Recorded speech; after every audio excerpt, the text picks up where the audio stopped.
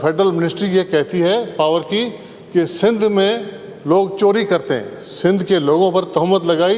मैं समझता हूँ कि ये बहुत बड़ी ज़्यादती है और इस मुल्क की जो यकजहती के ख़िलाफ़ साजिश है कि इस तरह की बात वहाँ अगर आवाम के लिए बात की जाए और वफाकी वज़ीर को, फेडरल गवर्नमेंट को फौरी तौर पर सिंध के लोगों से माफ़ी मांगनी चाहिए।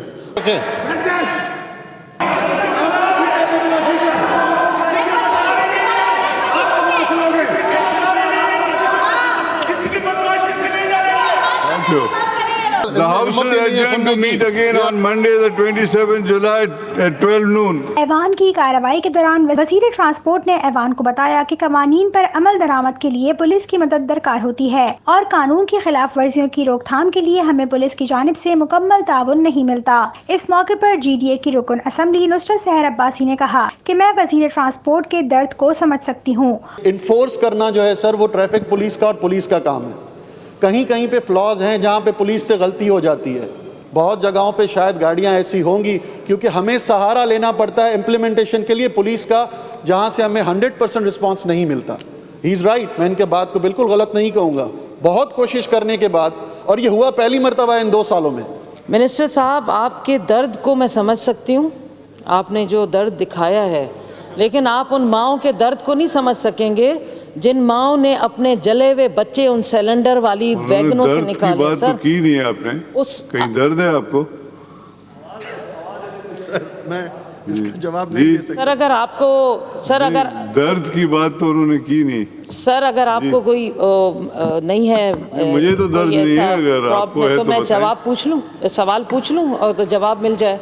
सर, क्या इस कदर हेल्पलेस मिनिस्टर आप नहीं कर सकते? रिजाइन दे दें। आप हमसे हेल्प मांग रहे हैं, आप अपनी तनख्वाह का हिस्सा देते हैं, हमें अपनी मराद का हिस्सा देते हैं, हम आपकी मदद करें। मावा, आपका पूरा डिपार्टमेंट ट्रांसपोर्ट आप इंजॉय करते रहे 2 सालों से।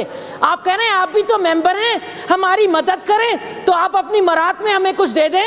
ये जवाब नहीं है किसी ट्रांसपोर्ट मिनिस्टर का कि पुलिस हमारे साथ नहीं है। ये वो सब आप अपना खुद काम करके दिखाएं।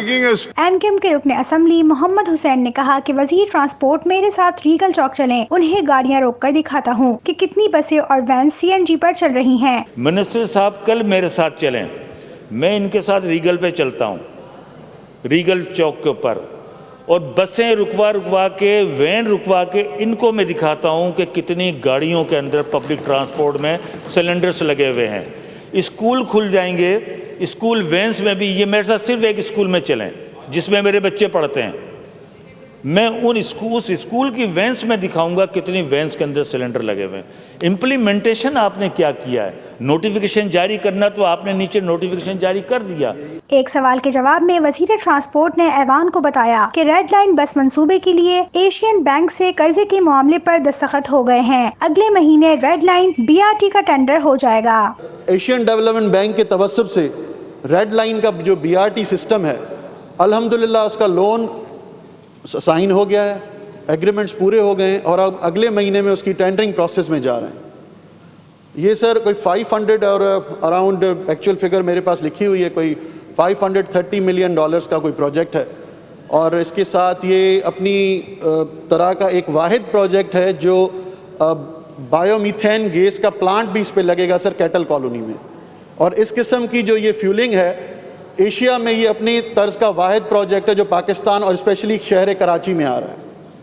और दूसरा प्रोजेक्ट सर, जिसकी इंशाल्लाह हम ग्राउंड ब्रेकिंग कह लें या उसके प्रोसेस में थोड़ा डिले ज़रूर हो गई है कोविड की वजह से, ये 5-6 महीने सारी चीज़ें डिस्टर्ब हो गई हैं, तो अगले साल तक येलो लाइन का वो भी BRTS सिस्टम है, ये सारे इंटीग्रेटेड सिस्टम है सर, वो वर्ल्ड बैंक के तवस्सुब से कराची में ही लाया जा रहा है।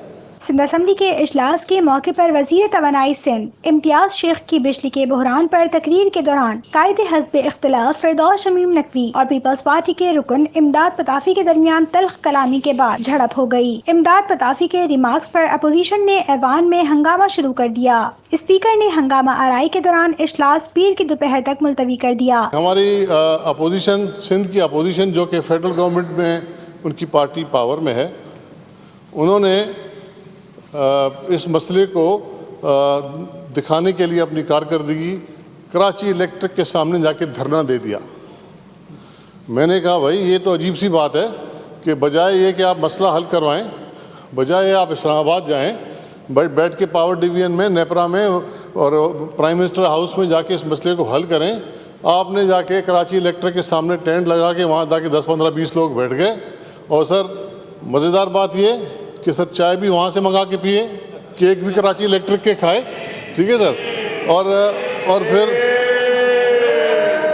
और सर ये उनके खिलाफ धरना दे रहे थे। वफाकी वजीर आए, इनको चाय पिलाई, केक खिला के इनको वापस उठा के ले आए, जैसे कि भूख हड़ताल से वापस ले जाते हैं। सर कुछ भी फ़र्क नहीं पड़ा और न ही कार्रवाई हुई। हमने कहा कि भाई आप इसमें 26-27% के मालिक हैं, वज़ीर आज़म को चाहिए कि फ़ौरन एक्शन ले। एक्शन भी सर आज तक वहाँ नहीं हुआ, एक्शन न ही और एक्शन कल तक यहाँ कोई होना है। और सर ऊपर से सोने पे सुहागा, ज़कात और शर के पैसे भी नहीं दिए गए। मुझे अभी वज़ीर साहब ने बताया वो भी पैसे खा गए, विंडफॉल लेवी के पैसे वो भी हमारे नहीं खाए। सर मतलब इस तरह तो सर हुकूमतें नहीं चलती। हम बार बार कहते हैं कि आएँ, बैठें, इस मसले का हल निकालें।